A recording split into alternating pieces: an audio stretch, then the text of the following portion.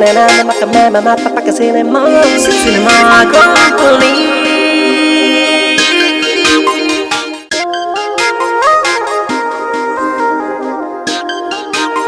Hello everyone, welcome to brand new episode of Bobby and Maradona Golden Diamond Jewelry Cinema Company Season 2.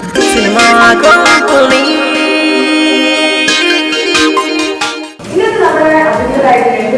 Let me invite Maqbool Salman.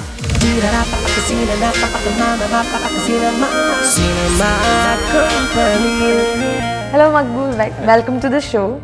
So this is the first time we are meeting. പക്ഷേ താങ്കളെക്കുറിച്ച് കുറേ കേട്ടിട്ടുണ്ട്. So your new movie is releasing now. I'm sure you're excited. അല്ലേ? Excited ആണ്, plus attention ഉണ്ട്. ടെൻഷനുണ്ട്, but I don't think you have to be tense because initial സ്റ്റേജിൽ എല്ലാവർക്കും ഉള്ളതാണ് ഈ ടെൻഷൻ ഇല്ലെങ്കിലാണ് അതിനെന്തോ പ്രശ്നമുണ്ടെന്ന് അർത്ഥം. But I think you are very down to earth person and I feel like you come a long way actually, അല്ലേ? So ഇത് എത്രാമത്തെ സിനിമയാണ് ഇപ്പോൾ ചെയ്തിരിക്കുന്നത്? അങ്ങനെ വെച്ച് കഴിഞ്ഞാൽ I don't have the exact numbers. This is my 7th movie, I guess. As a protagonist? Yeah. ഇതിൽ I'm not playing the lead role actually. Okay. The lead role is played by a 1,000 rupee note. Okay. ഇതിലെല്ലാവരും 1,000 rupees ആയിട്ട് connect ചെയ്തിട്ടുള്ള characters മാത്രമാണ്. ഇതിനൊരു ഹീറോയോ അല്ലെങ്കിൽ ഒരു ഹീറോയിനൊന്നുമില്ല. എല്ലാം ഈ 1,000 rupees നോട്ടിന്റെ പെർസ്പെക്റ്റീവിൽ like ആ 1,000 rupees നമ്മളെ പോലൊരു ആളാണെങ്കിൽ അല്ലെങ്കിൽ ഇഫ് ഇറ്റ് ഈസ് ഹാവിങ് അനേക ഒരു കണ്ണ് ഒരു കാത് ഒക്കെ ഉണ്ടെങ്കിൽ, സോ ഇൻ അതർ വേർഡ്സ് മഹാത്മാഗാന്ധിയാണ് നിങ്ങളുടെ ഹീറോ എന്നാണ് അങ്ങനെയും പറയാം. അപ്പൊ എന്തായാലും I don't think being A hero matters anymore. നല്ലൊരു ക്യാരക്ടർ ചെയ്യുക. കാരണം ഹീറോ ആയിട്ട് തന്നെ സിനിമയിൽ അഭിനയിക്കണമെന്ന് എനിക്ക് താല്പര്യമില്ല. എനിക്ക് ക്യാരി ഓവർ ചെയ്യാൻ പറ്റില്ലെങ്കിൽ എനിക്ക് ഹാൻഡിൽ ചെയ്യാൻ പറ്റിയത് ക്യാരക്ടർ ഇട്ട് കഴിഞ്ഞാൽ അഭിനയിക്കും. Okay. You come from a family which is full of stars. And how do you feel? Is it like pressure ആണോ അതോ is it like a blessing? ഇതിലെ രണ്ട് ഏതായിട്ടാണ് താങ്കൾ കാണുന്നത്? Obviously it's a blessing. Blessing. അത്രയും വലിയൊരു ഫാമിലി ആണ് വരുന്നത്. കാരണം എല്ലാവർക്കും ഇഷ്ടമുള്ളൊരു ഫാമിലിയാണ്. മമ്മൂട്ടി, ദുൽഖർ, ഒരുപാട് സ്നേഹം കിട്ടിയിട്ടുള്ളൊരു ഫാമിലിയാണ്. Yes.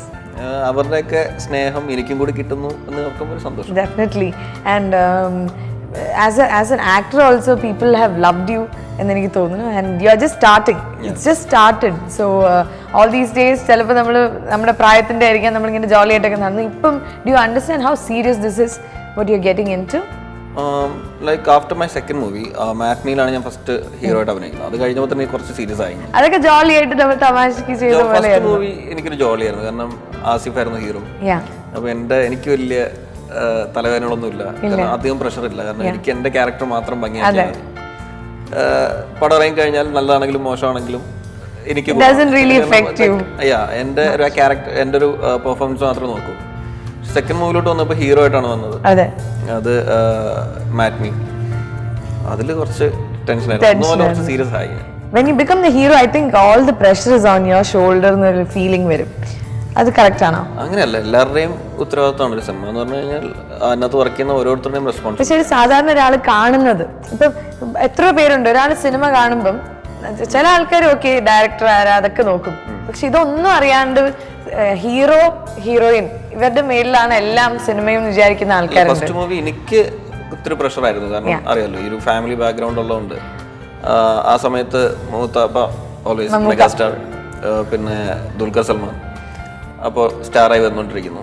അപ്പോൾ എന്തായാലും ഒബ്വിയസ്ലി ഒരു കമ്പാരിസൺ ഉറപ്പായിരുന്നു, കാരണം ദുൽഖറിനെ എന്നെ വെച്ചുള്ള എനിക്ക് കമ്പയർ ചെയ്യുന്നുള്ള ഉറപ്പായിരുന്നു. അപ്പോൾ എനിക്ക് ആ ഒരു പ്രഷർ ഉണ്ടായിരുന്നു, നന്നായിട്ട് പെർഫോം ചെയ്യണം, ഈ കുടുംബത്തിൽ നിന്ന് വന്നൊരുത്തനാണെന്ന് തെളിയിക്കണം എന്നുള്ളൊരു പ്രഷർ ഉണ്ടായിരുന്നു. So what did they tell you?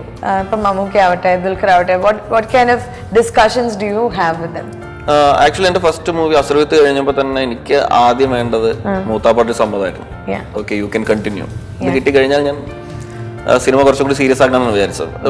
First പടം കണ്ടു കഴിഞ്ഞപ്പോൾ തന്നെ എൻ്റെ അടുത്ത് പറഞ്ഞു കുഴപ്പമില്ല ചെയ്തു പറഞ്ഞിട്ടാണ്. പക്ഷെ മാറ്റിനി കമ്മിറ്റ് ചെയ്തപ്പോൾ എന്നെക്കാട്ടിൽ മുന്നേ സ്ക്രിപ്റ്റ് അറിയാവുന്നതായിരുന്നു മൂത്താപ്പാക്ക്, കാരണം AOPയിലാണ് ദുൽഖറിനെ ലോഞ്ച് ചെയ്ത അതേ കമ്പനിയാണ്. അപ്പോൾ എന്നെ ഹീറോ ആക്കാനുള്ള ഇത് അവർ ആദ്യം ചെന്ന് സംസാരിച്ച മൂത്താപ്പെടുത്താണ്.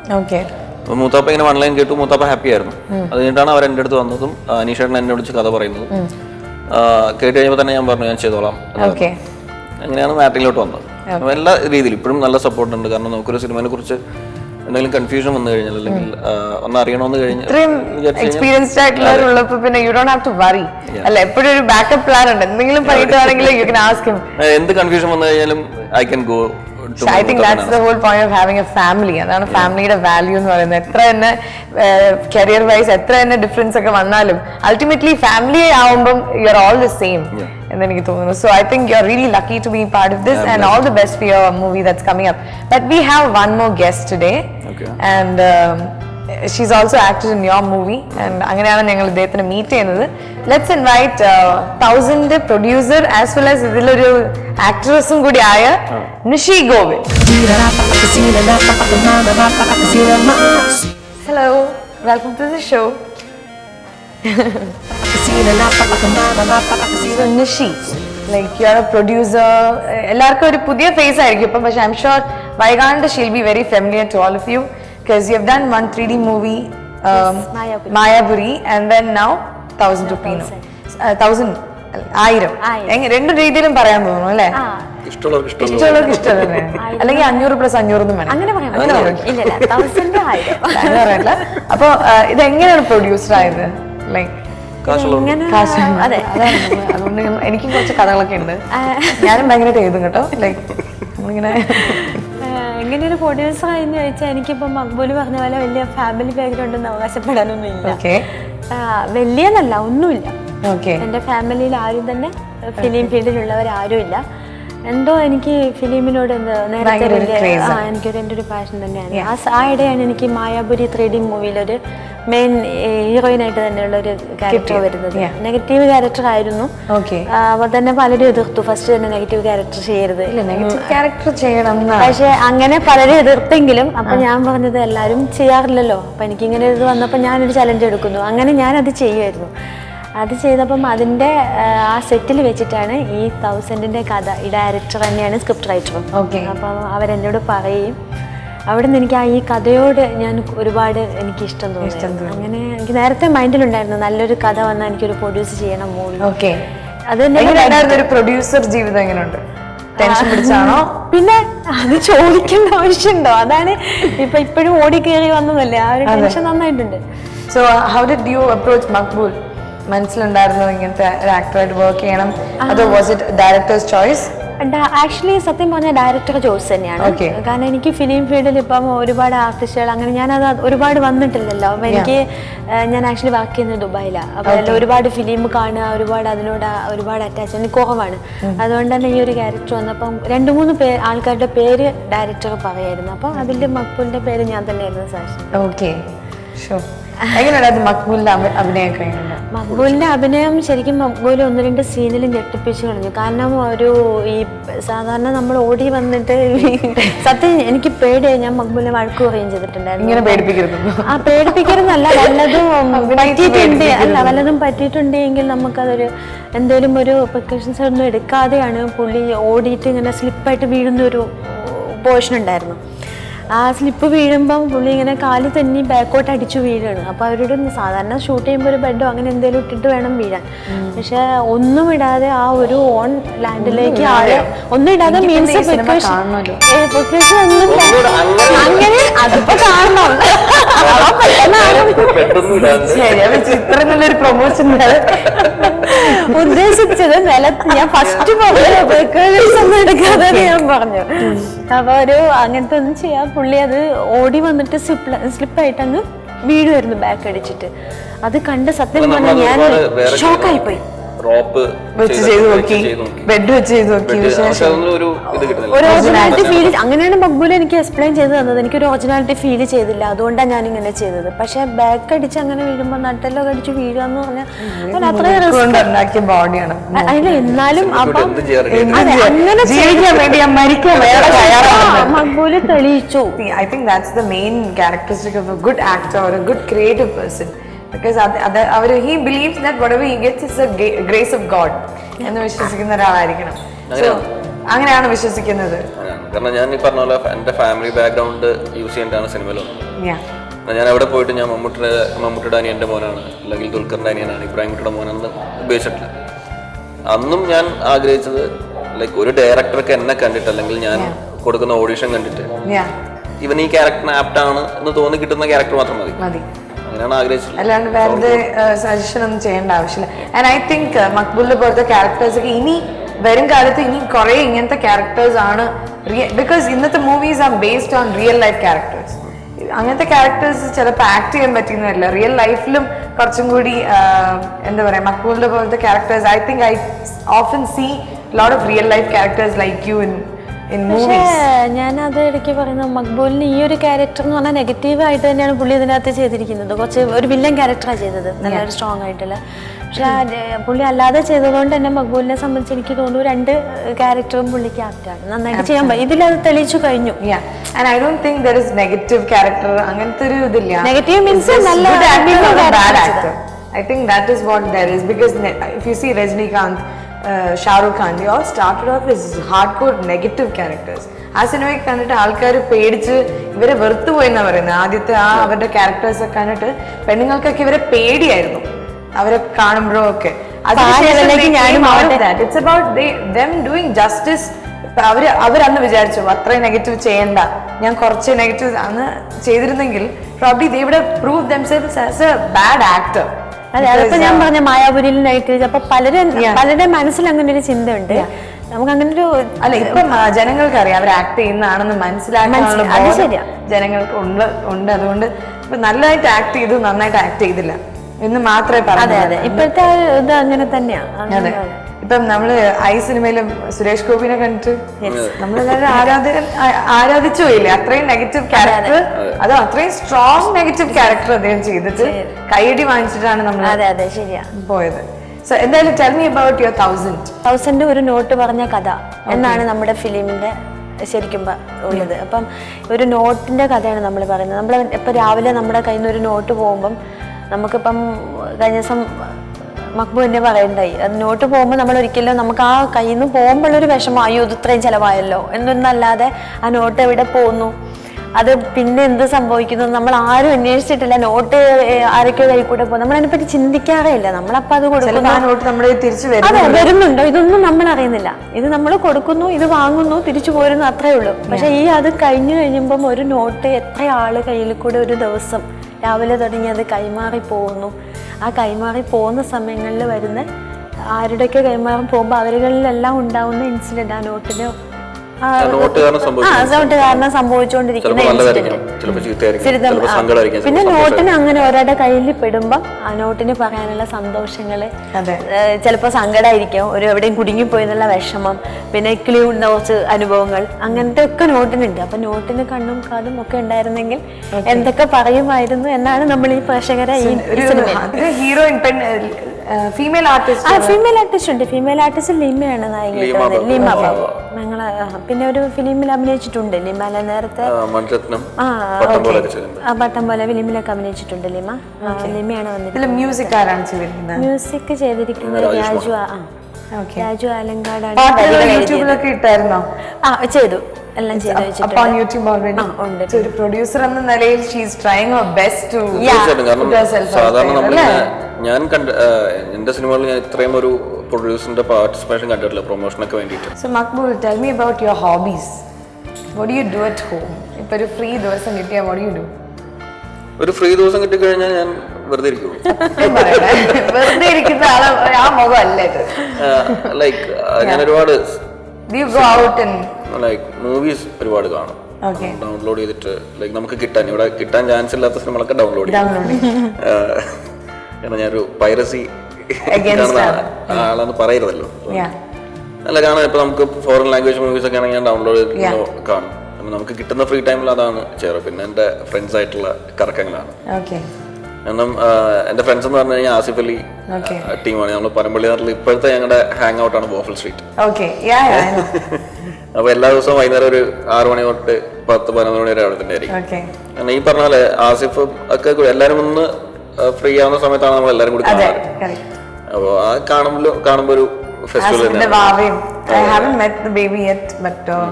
seen the pictures, but having friends within the industry how does it feel like when you have friends within the industry? Comparison aano നമുക്കിടയിൽ ഒരിക്കലും കമ്പാരിസൺ അല്ലെങ്കിൽ സിനിമയെ കുറിച്ചൊന്നും അധികം സംസാരിക്കാറില്ല. ഏതാണ് അടുത്ത സിനിമ അല്ലെങ്കിൽ എന്താണ് ക്യാരക്ടർ, ആരാണ് ഡയറക്ടർ എന്നൊന്നും ഞങ്ങൾ ഡിസ്കസ് ചെയ്യാറില്ല. ഇപ്പൊ ഞാനും ആസിഫും കൂടി സംസാരിക്കുകയാണെങ്കിൽ ഈ ഡിസ്കഷൻസ് ഒന്നും സിനിമയെ ഞങ്ങളുടെ ഇടയിലില്ല. ഞങ്ങൾ സംസാരിക്കുമ്പോൾ നമ്മുടെ ഫ്രണ്ട്സിന്റെ ഇടയിലുള്ള കാര്യങ്ങൾ. അസ്രവിത്ത് ചെയ്യുന്നതിന് മുമ്പ് എനിക്ക് ആസിഫിനെ അറിയാം. ആസിഫ് വർക്ക് ചെയ്തുകൊണ്ടിരിക്കുന്ന സമയത്ത് എനിക്ക് ആസിഫിനെ അറിയാം. അപ്പൊ നമ്മൾ എവിടെയെങ്കിലും ഒക്കെ വെച്ച് കാണുമ്പോൾ ഉള്ള ഹൈ ബൈ റിലേഷൻ ഒക്കെ ഉണ്ടായിരുന്നു. ഫസ്റ്റ് സിനിമ ഞാൻ ആസിഫിന്റെ ഒപ്പമാണ് ചെയ്തത്. ഞാൻ ആ സിനിമയിൽ അഭിനയിക്കാൻ വിളിക്കുന്നതും ആസിഫാണ്. കാരണം ഡയറക്ടർ പറഞ്ഞിട്ട് ആസിഫാണ് വിളിക്കുന്നത് തന്നെ. എൻ്റെ അടുത്ത് എന്നും വിളിക്കുന്നവരെ വിളിച്ച് ഞാൻ ആസിഫാണ്, ഞാൻ പറഞ്ഞ എന്താണ് നിനക്കെന്താ പരിപാടി, എൻ്റെ പടം നടക്കുന്നുണ്ട്, ഒന്ന് വരാൻ പറ്റുമോ ചോദിച്ചു. അങ്ങനെയാണ് ഞാൻ അസ്രവിത്തിന് സെറ്റിൽ പോകുന്നത്. കാരണം എനിക്ക് സായൻ സാറിനെ കുറെ നാളായിട്ട് അറിയാം. കാരണം സായൻ സാറിനെ ഏറ്റവും കൂടുതൽ ബുദ്ധിമുട്ടിച്ചുള്ള ഒരു ആളായിരിക്കും.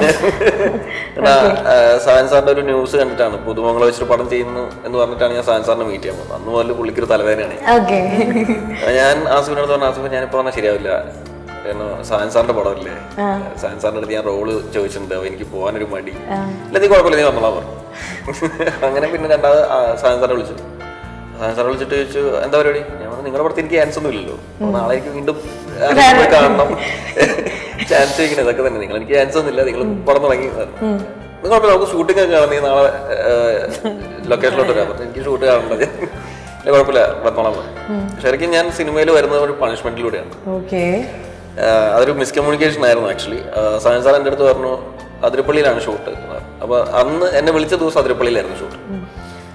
ഞാൻ നാളെ എവിടെയാണ് ഷൂട്ട് എന്ന് ചോദിച്ചില്ല. അപ്പൊ എൻ്റെ അടുത്ത് സായൻ സാർ പറഞ്ഞു പോര് എന്ന് പറയുമ്പോൾ ഞാൻ നേരെ അതിരപ്പള്ളിക്കാണ് പോയത്. അതിരപ്പള്ളി പോയിട്ട് ഞാൻ സായൻ സാറിനെ വിളിച്ചു, സാർ എവിടെയൊക്കെ വല്ലാർപ്പാടത്ത് വന്നത്. വല്ലാർപ്പാടത്തോ അത് എറണാകുളത്തില്ലേ. അവിടെ തന്നെ വണ്ടി എടുത്തിട്ട് വല്ലാർപ്പാടം പോയി കഴിഞ്ഞപ്പോൾ ലേറ്റ് ആയി. സായൻ സാറിന്റെ അടുത്ത് സായൻ സാർ ഞാൻ അതിരപ്പള്ളി എന്ന് വിചാരിച്ചു. അതൊന്നും കുഴപ്പമില്ല, എനിക്ക് ചാൻസ് ഇല്ല, നിനക്ക് വരാൻ പറഞ്ഞ സമയത്ത് വന്നില്ല, നിനക്ക് റോൾ ഉണ്ടായിരുന്നു എന്ന് പറഞ്ഞിട്ട് എന്നെ സൈഡിലോട്ട് നിർത്തി. ഞാനിങ്ങനെ നിന്ന് വേറെ ഒന്നും ഇല്ലെങ്കിൽ ഞാൻ പൊക്കോട്ടെ.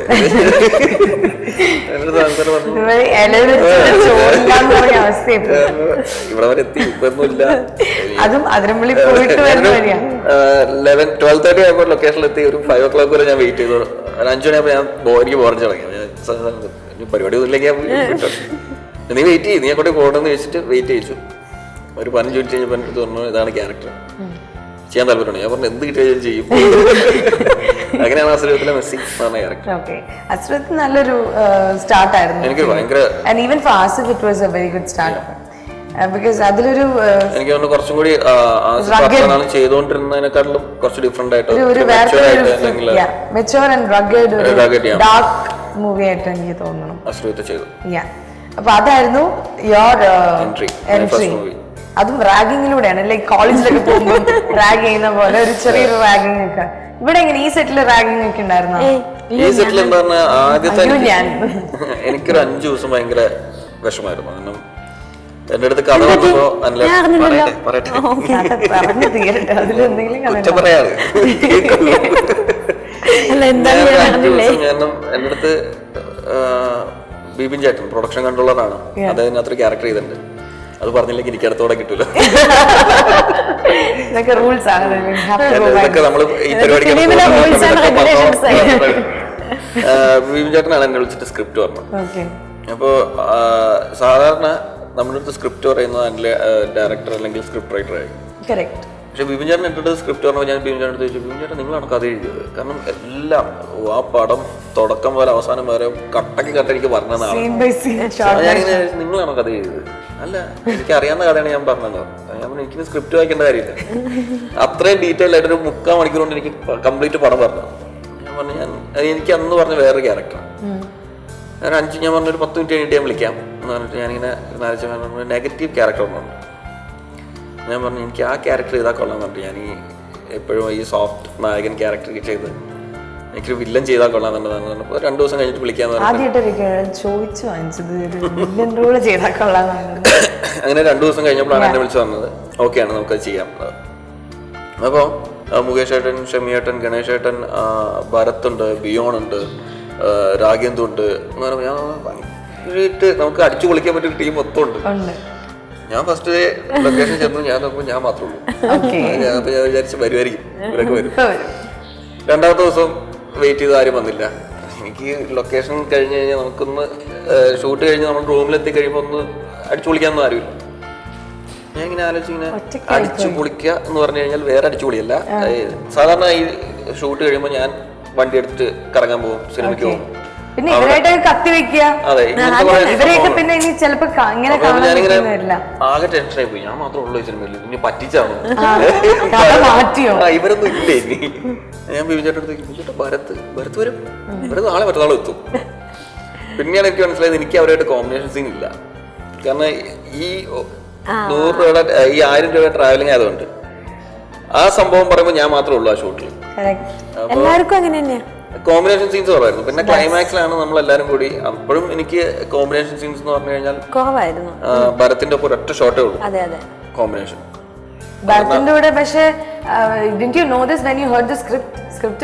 ഭരത്തായിരുന്നു ഹീറോ എന്ന് എനിക്കറിയായിരുന്നു. കാരണം ഭരത്തിനൊക്കെ നമുക്ക് ഞാനൊക്കെ സിനിമയിൽ വരുന്നതിന് മുമ്പ് സ്റ്റാറായ ആളാണ്. ആഫ്റ്റർ സീയിങ് ബോയ്സ്, കാതൽ, നമ്മളെ ഭയങ്കരമായിട്ട് ഇങ്ങനെ ആരാധിച്ചിരുന്ന ഒരു ആളാണ്. അപ്പൊ ഭരത്തിന്റെ ഒപ്പമാണ് എന്ന് പറഞ്ഞു കഴിഞ്ഞപ്പോ ഭരത്തിനെ കാണണമെന്ന് ആഗ്രഹം ഉണ്ടായിരുന്നു. കൂടെ നിന്നൊരു സെൽഫി ഒക്കെ എടുക്കണം ആഗ്രഹം. ഫേസ്ബുക്കിലിടുക, ആരാധകരെ കൂട്ടുക. അങ്ങനെ പിന്നെ ക്ലൈമാക്സ് ഷൂട്ടൊക്കെ ആയി കഴിഞ്ഞപ്പോ എല്ലാരും വന്നു. പിന്നെ ജോളിയായിരുന്നു. അതാണ് ആദ്യത്തെ ഇത് പറഞ്ഞു കഴിഞ്ഞാൽ അതൊക്കെ പിന്നെ പറയാം. സിനിമ കാണും. അതൊരു മുന്നോട്ട് പോയിട്ട് പിന്നെ നമ്മള് 2 വർഷം വർഷത്തിന് ശേഷമാണ് ക്യാരക്ടേഴ്സ് ഒക്കെ എങ്ങനെയാണ് ഒരുമിച്ച് വരുവാണ് ഈ ക്യാരക്ടേഴ്സ്. അത്രയും ടൈം ഇതിലാണ്. 2 വർഷം ഇല്ല, പക്ഷെ അങ്ങനെ ഒരു ടൈം പീരീഡ് ഉണ്ട് അല്ലേ? So people might become little old and whatever. Old 2 വർഷം കൊണ്ട് ഓൾഡ് ഇല്ല. അത് ഞാൻ മറ്റേ ലുക്കാണ്. അജിത്തിന് വയസ്സായിട്ടല്ലോ അറിയണ്ട, അങ്ങനത്തെ ലുക്ക്. ഓക്കെ. ഇനി അടുത്ത മൂവി പ്രൊഡ്യൂസ് ചെയ്യാൻ പോകുന്ന അടുത്ത മൂവി പ്രൊഡ്യൂസ് ചെയ്യാന്ന് പറഞ്ഞാൽ പെട്ടെന്ന് ഇതിന്റെ ഒരു ടെൻഷനും ഇതിന്റെ പ്രശ്നങ്ങളും പ്രഷറും ഒന്ന് ഒഴിഞ്ഞിട്ട് പോരെ. ഓൾറെഡി നല്ല അഭിനയിക്കാൻ ഒരുപാട് നല്ല റോൾസിൽ വരുന്നുണ്ട്. അതൊരു അനുഗ്രഹമാണ്. ഇല്ല, അതില്ല, ഞാൻ വിട്ടുകൊടുക്കില്ല. ഞാനായിട്ട് ഒറ്റയ്ക്ക് ഉണ്ടാക്കിയെടുത്തിട്ടുള്ള ഒരു ഇതാണത്. അത് ഞാൻ വിട്ടുകൊടുക്കില്ല. I think there are a lot of other good producers in Malayalam already.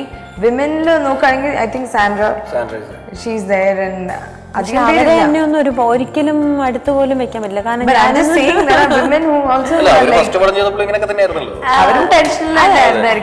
Tension means ഞാൻ എനിക്ക് എന്റെ ഫാമിലി സപ്പോർട്ടുണ്ട്. സപ്പോർട്ട് മീൻസ് സത്യം പറഞ്ഞാൽ എനിക്ക് ഫിലിമിൽ വരുന്നതിന് മൗനാനുവാദം മാത്രമേ ഉള്ളൂ. എനിക്കിതിന്റെ ബാക്കിൽ എന്റെ കൂടെ നിന്ന് സപ്പോർട്ട് എനിക്കില്ല. കാരണം ശരിക്കും പറഞ്ഞാൽ ഫിനാൻഷ്യലി ഒരു പേടിയുണ്ട്. കാരണം ഫിലിം ഇൻഡസ്ട്രിയിൽ ഇത്രയും ക്യാഷ് എടുക്കുന്നുള്ള ആ ഒരു പ്രശ്നമുണ്ട്. പിന്നെ ആരും ഫിലിമിൽ ഇല്ലാത്തതുകൊണ്ട് തന്നെ ഇതെന്തായിത്തീരും, ഇവിടെ എങ്ങോട്ടാണ് ഈ പോയിക്കൊണ്ടിരിക്കുന്നത് എന്നുള്ളൊരു പേടി, ഉൾഭയമുണ്ട് വീട്ടിൽ. എന്നിരുന്നാലും എനിക്ക് വിഷമമാവണ്ട, എൻ്റെ ഒരു ഇഷ്ടമല്ലേ എന്ന് വെച്ചിട്ട് മിണ്ടാതെ എനിക്കങ്ങ് സപ്പോർട്ട് ചെയ്ത് തരുന്നു എന്നേ ഉള്ളൂ. സോ മക്ബൂൽ ഡയറക്ഷനിലും എല്ലാം താല്പര്യമുണ്ട് ഇപ്പൊ ഉള്ളത് പോലെ പ്രൊഡ്യൂസ് ചെയ്യാൻ. കാരണം ഞങ്ങളെപ്പോലുള്ള പ്രൊഡ്യൂസർ ജീവിച്ചോട്ടെ. അതെ, ഡയറക്ഷൻ എനിക്ക് ഇഷ്ടമാണ്. പക്ഷെ ഞാൻ പറയാം, അത് പെട്ടെന്ന് എടുത്തിയാടി ചെയ്യേണ്ട കാര്യമൊന്നുമില്ല. കാരണം I am just 6 or 7 movies old. ഞാൻ ഇനി തന്നെ എനിക്ക് ഡയറക്ടർ ആകാൻ താല്പര്യം ഉണ്ടെന്നൊക്കെ പറഞ്ഞു കഴിഞ്ഞാൽ അതൊക്കെ പക്ഷേ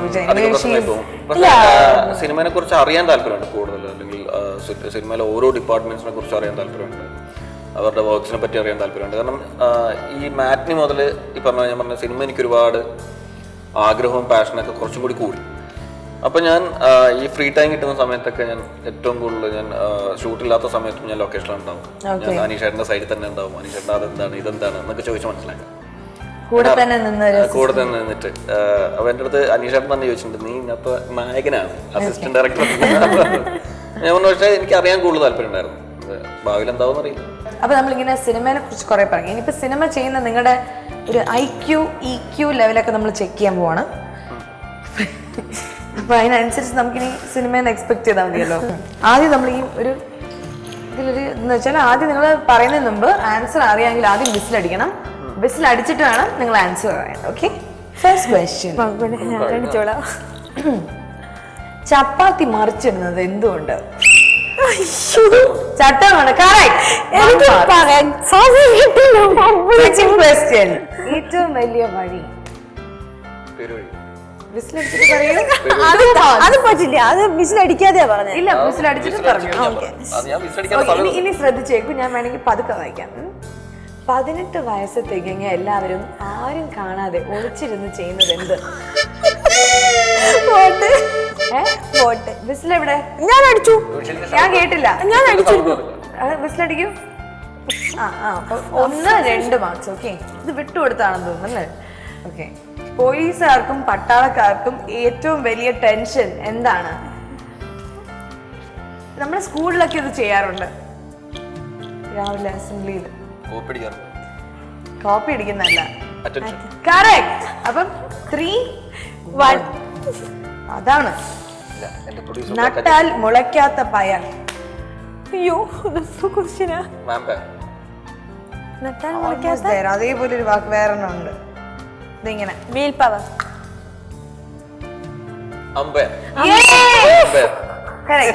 ഞാൻ തോറ്റു. ഇനി വേണ്ട. അല്ല, ഇങ്ങനെ തോക്കരുത്. 1000 അത് മാത്രം മനസ്സിൽ ആലോചിച്ചാൽ മതി. മധുരിക്കുന്ന കര. മധുരിക്കുന്ന കര. ആ, നമ്മൾ ഇവരെ സ്നേഹം വരുമ്പോ നമ്മൾ ചിലവരെ എങ്ങനെ വിളിക്കും?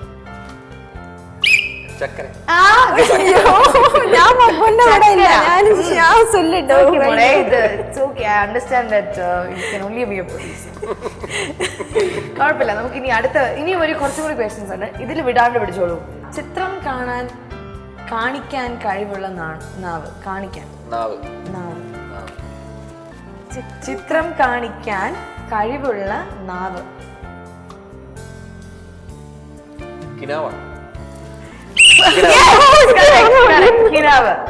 ഒരിക്കലും ഇനി ഞാൻ ഉപേക്ഷിച്ചവിടെ. കുറച്ചുകൂടി സ്പീഡ് ഒരു ചായ വേണോ? ഓക്കെ. ഒരിക്കലും കഴുകാൻ പറ്റാത്ത പാത്രം. അത് ഞാൻ ഒരുമിച്ചാ പറഞ്ഞേ. ഒരര കൊടുത്ത. എനിക്ക് ഒരര മാർക്ക്. സോറി, വിസ്ലൂലടിച്ചില്ല വെറുതെ.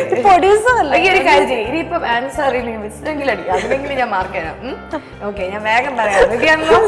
വായ നോക്കാൻ ബിരുദമെടുത്തവർക്ക് എന്ത് പേര് പറയും? ബിരുദധാരി.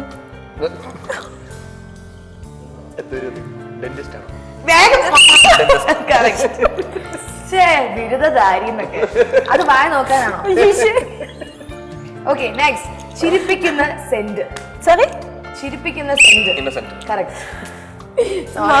ആക്ച്വലി ഇതിൽ എല്ലാം ഒന്ന് എനിക്കുണ്ടല്ലോ. അത് വിട്ടുവന്നോണ്ടല്ലേ? അല്ലല്ല, അത് വെറുതെ ആക്ഷൻ കാണിച്ചു തന്നോട്. ഓക്കെ, ഇത് കറക്റ്റ് ആയിട്ട് വരാം.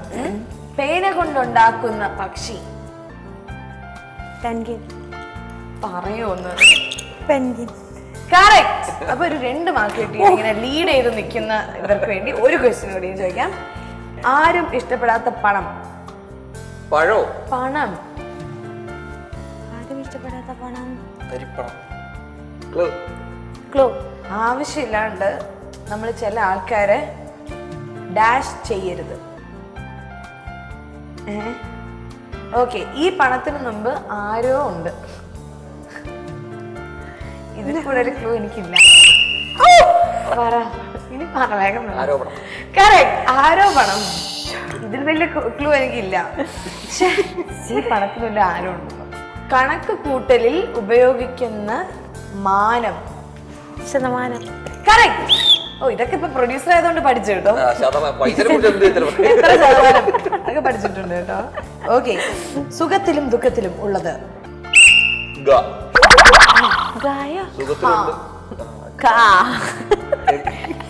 സുഖം കായല്ല കൊടുക്കാം. എന്തായാലും ആരാ വിന്നർ ഇവിടെ?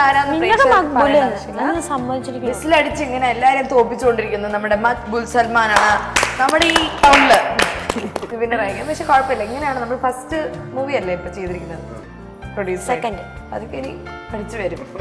അപ്പൊ നമ്മുടെ ഇങ്ങനത്തെ GK റൗണ്ട് കഴിഞ്ഞ് ഇനി നമ്മുടെ സിറ്റുവേഷൻ റൗണ്ടാണ്.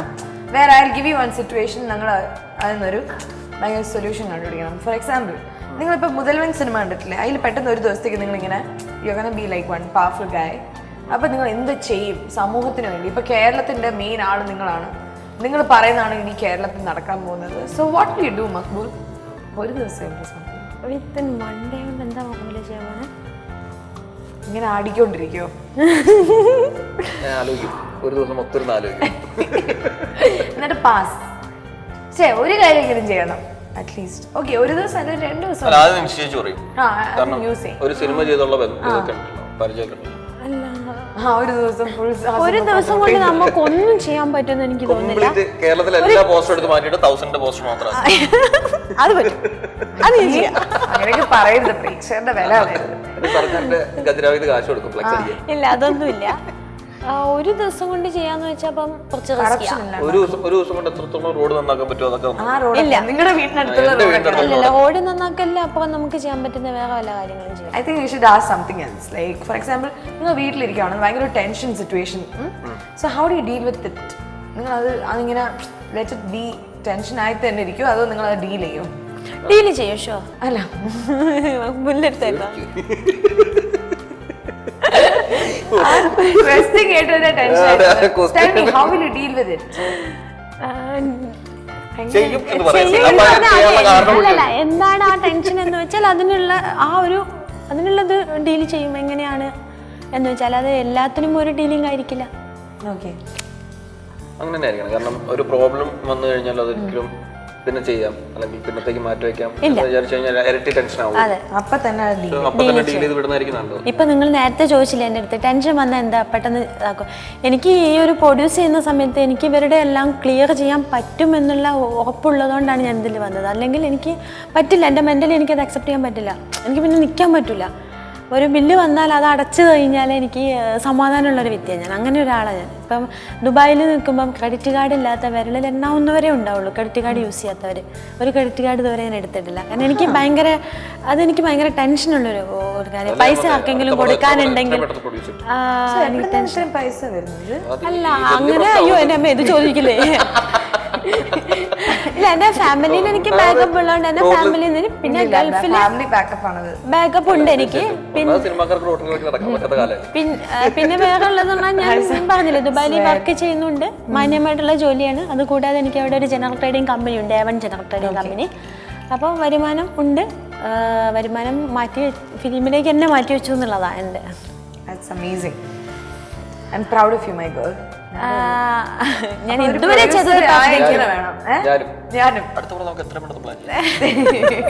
സോ ഈ ഇൻഡസ്ട്രിയിലുള്ള ഫ്രണ്ട്സ് ആരൊക്കെയാ? ആരുമില്ല. മക്ബൂലൊക്കെ ഫ്രണ്ട് അല്ല? അല്ല, എനിക്ക് ഇൻഡസ്ട്രിയൽ ഫ്രണ്ട്സ് എന്ന് പറഞ്ഞാൽ നമ്മളൊരു ഇൻറ്റിമേറ്റ് ആയിട്ട് ഇപ്പം മക്ബൂൽ നേരത്തെ പറഞ്ഞ ആസിഫ് ഫ്രണ്ട്സ് ഇങ്ങനെ വെളിയിൽ പോകും, അങ്ങനത്തെ ഒരു ഫ്രണ്ട്സ് ഇല്ല. ഇപ്പം മക്ബൂലിൻ്റെ കൂടെ വർക്ക് ചെയ്യുന്നു, മക്ബൂലും ഒക്കെ എല്ലാം സംസാരിക്കുന്നു. അടുപ്പോടെ നമുക്ക് ഇതിനകത്തുണ്ടായിരുന്ന എല്ലാവരോടും അങ്ങനെ ഒരു ഇൻറ്റിമേറ്റ് ആയിട്ട് ഒരാൾ എന്ന് പറഞ്ഞിട്ട്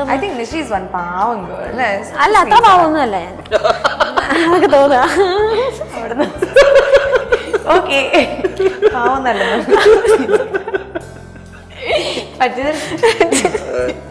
മൊത്തത്തിലൊരു അൺഎക്സ്പെക്ടഡ് കാര്യങ്ങളാണ്.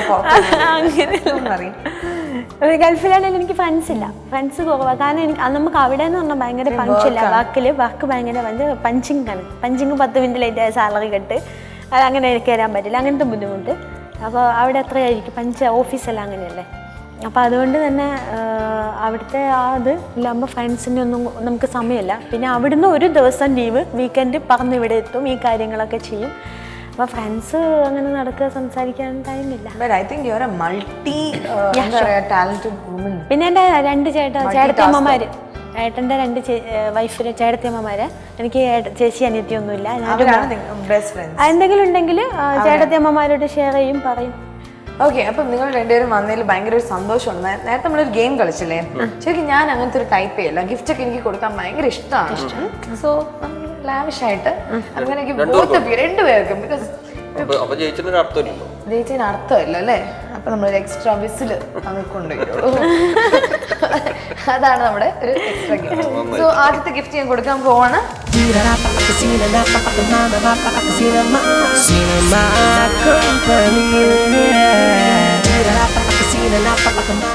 ഞാൻ കാര്യം വേണ്ടേ, ഇപ്പൊ നിങ്ങളുടെ ഈ ന്യൂ ജനറേഷൻ മൂവി ആയിട്ടാണോ ഇനി ഇത്? അല്ല, what is new generation movie? അല്ല, സത്യം പറഞ്ഞാൽ അത് നിങ്ങൾ പറഞ്ഞു തന്നെ. ഒരു ക്വസ്റ്റ്യൻ ചോദിച്ചത് നിങ്ങളല്ലേ? അതാണ് ഞാൻ ചോദിച്ചത്. New generation movie, old generation movie അങ്ങനെയൊന്നുമില്ല.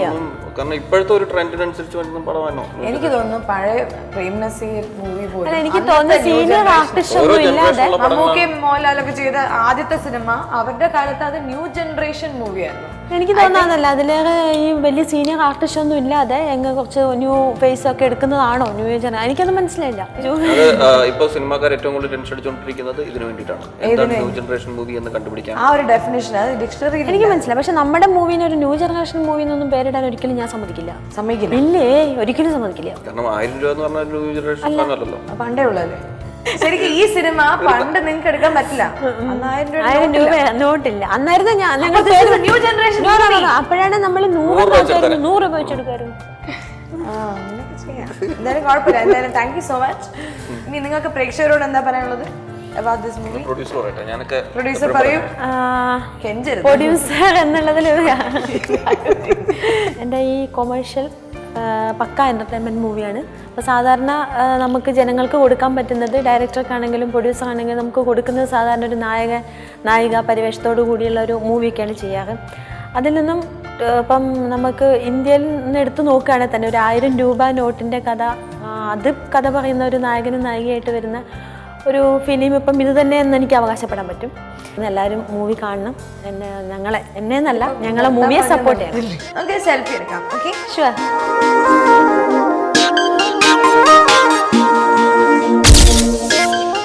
Bobby and Madonna golden diamond jewellery cinema company season 2 ഇന്നത്തെ എപ്പിസോഡ് ഇവിടെ അവസാനിക്കുമ്പോൾ I have Nishi and Maqbool with me. ഇവരുടെ സിനിമ ഡെഫിനറ്റ്ലി എല്ലാവരും പോയി കാണാം and enjoy this movie because the protagonist is not a person, it's a 1000 rupee note. So thank you and have a great night.